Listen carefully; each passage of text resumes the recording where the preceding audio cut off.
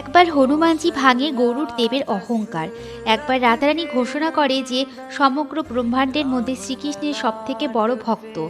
এই ঘোষণা শোনার পর হনুমানজির যোগ নিদ্রা ভঙ্গ হয়ে যায় আর ভাবে ত্রেতা যুগে সবাই জানতো প্রভু শ্রীরামের প্রতি আমার ভক্তি সংসারের সবথেকে বড় শক্তি।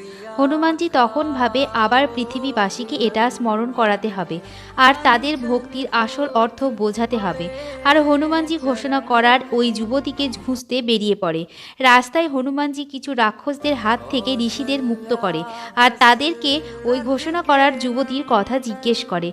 ঋষিগণ দ্বারকার দিকে যাওয়ার কথা বলে। তখন রাস্তায় গরুর দেবের সাথে সাক্ষাৎ হয়। গরুর দেব অহংকার বশত বলে, দেখি কে আগে দ্বারকায় পৌঁছায়। আর দুইজন একই সাথে উড়ান দেয়। যখন গরুর দেব এসে পৌঁছায় তখন দেখে হনুমান আগে থাকতেই বসে আছে।